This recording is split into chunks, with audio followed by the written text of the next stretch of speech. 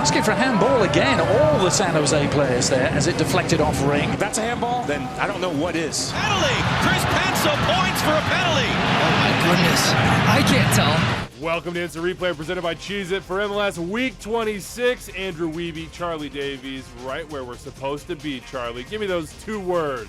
Let's go. And let's try to understand what the heck happened on this play.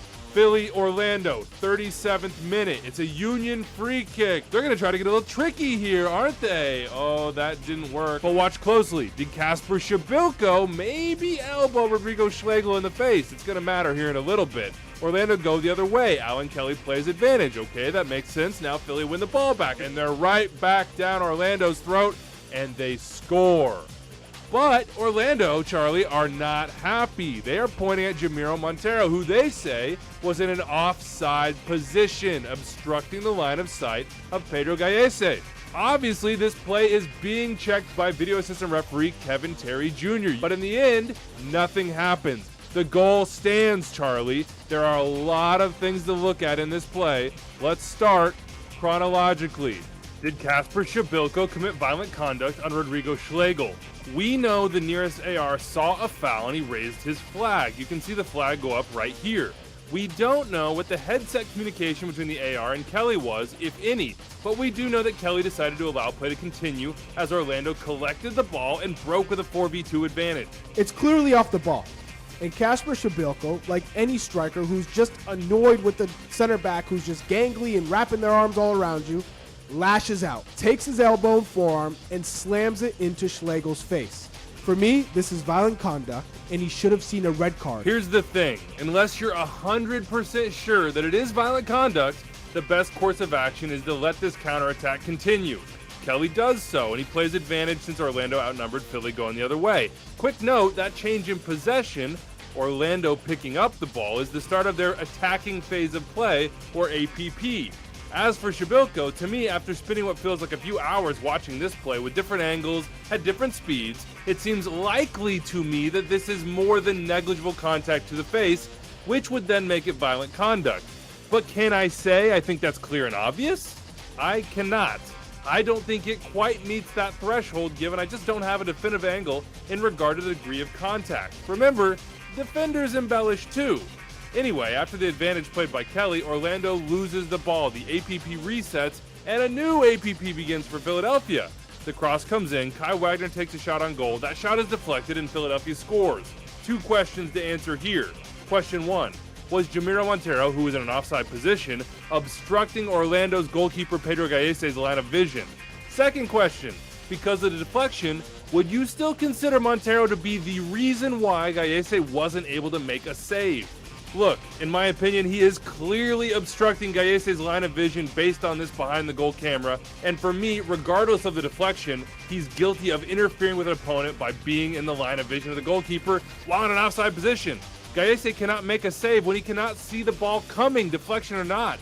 I would argue that Gallese could have made this save even if it was deflected. His nickname is El Pupo, the Octopus. We will never know, however, because Montero was blocking him. In this case, I just don't think the benefit of the doubt should go to the player in an offside position. As for video review, the VAR checked all of these events. Checked Shabilko, didn't believe it to be clear and obvious that he was guilty of violent conduct. Checked if the foul was part of Philadelphia's APP on the goal. Because Orlando had briefly gained possession and the APP reset, VAR could not intervene there. Lastly, VAR did not think Montero clearly impacted Gallese's ability to save this ball despite the deflection. I don't think the goal should have stood, but there's no doubt that this was a complicated play. Let's just move on. All right, on to the 79th minute. Is this dog-so on Pedro Gallese, Chuck? Alan Kelly says no. Yellow card. Not dog-so for him, but on the other side, Philly are saying the goal is wide open. How is that not denial of a goal-scoring opportunity? Well, Wiebe, we know this play far too well. If the touch is not going towards goal, then by letter of the law, it is not denial of an obvious goal-scoring opportunity. Although, in my opinion, I do believe this is dog-so. But by letter of the law, I think they got this call right because he's taking his touch away from goal. I don't know what you're talking about saying this is dog so, Charlie, but you also have to look at Antonio Carlos, who is recovering in this play. That is going to be a shot from a long distance away at a terrible angle, even if the goal is open, and Carlos has every opportunity to block or keep that shot out of the goal. No dog so for me. Well done from Alan Kelly. All right, one more from this game. 88th minute, Sergio Santos into the penalty area. Antonio Carlos bowling over Sergio Santos. That is very clearly a foul, folks. And it's denial of a goal-scoring opportunity because Santos is in on goal alone. It's also a PK, says Alan Kelly, because Antonio Carlos did not play the ball. And I got to say, from back to front, this is a job well done by Alan Kelly. I agree. All right, Charlie, how about this one? Sebastian Blanco handball, or maybe not. Is Stu Holden blind? Get this man to the optometrist. He says he can't tell what happened here. All I can see is Sebastian Blanco's right arm reverberate back and forth, almost like he's playing ping pong with the air. It's clear and obvious to me, to you, to everybody viewing this match that it was a handball. Come on, Stu Holden. Oh, you know it, Chuck. That thing's like a tuning fork. It's just going back and forth, back and forth. Come on, Stu. Get yourself to the doctor, man. And break out those glasses, Charlie. We're going to need them on this one. It's the 86th minute, and Portland are going to win this game 2-1 either way. But Felipe Morris thinking, man, I think I had a third. What do you think here? Look down the line. This was called back for offside. Is he offside? Again, this one was tight. If the AR's flag stays down, I don't think there's enough information to overturn the call and the goal would stand. But once the flag did come up, I don't think there's enough information to overturn it to call it a goal. So I think they got this call right, considering you can't overturn it either way. Completely agree. Nowhere near clear and obvious in my eyes. All right, to Austin we go for a wild game. We're starting the 55th minute. And video assistant referee Armando Villarreal spots something on this free kick. What does he spot? He spots a handball on Alex Ring. He gets in Baldomero Toledo's ear, and the referee goes to the monitor, and yes, that is going to be a penalty kick. Of course, Austin are not happy about it. And I was a little bit confused too, and I'll tell you why. Look closely right here. You can see that this ball deflects off of Alex Ring's knee into his outstretched arm. In previous instances, my brain would tell me that's not a handball. It deflects off the player, and in the previous laws, IFAB's 2019-20 book, that wouldn't have been a penalty. But in the updated laws adopted before this year, 2021-22, oh yes, they are so fresh, it's all about the position of the hand or arm, and the player, quote, takes a risk of their hand or arm being hit by the ball and being penalized. That's what happens in this case. Alex Ring's arm makes his body unnaturally bigger. The ball hits his arm, therefore it's a handball, and it's a PK. All right, Charlie, the handball law is what it is, aka very difficult.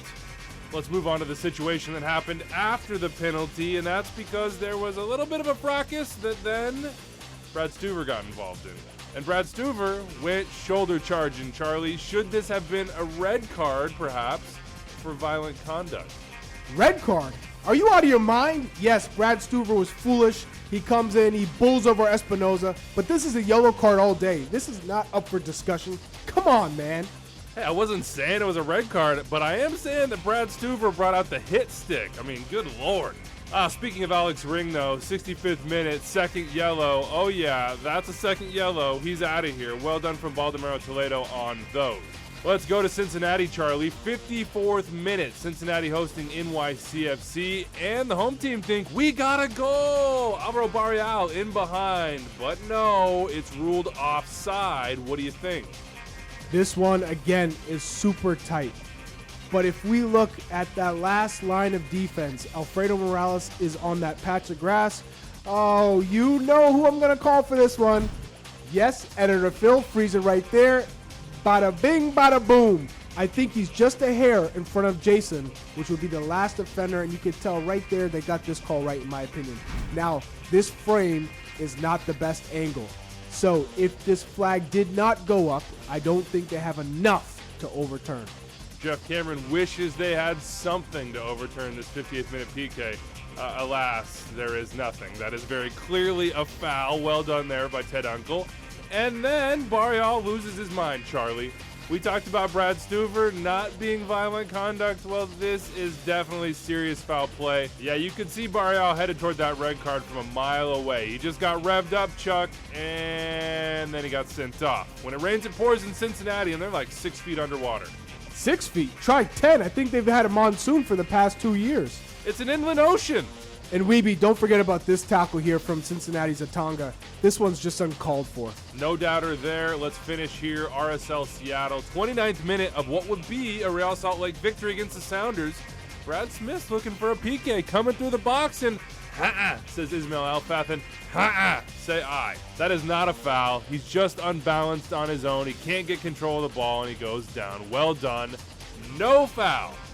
And that's it for us. If you see something, say something. Use the hashtag #InstantReplay or tweet at ChucklerEye on Twitter. As always, big thanks to producer Rich Hernandez, our editor Phil Lavanco, and all of you for watching every single week. We'll see you next time.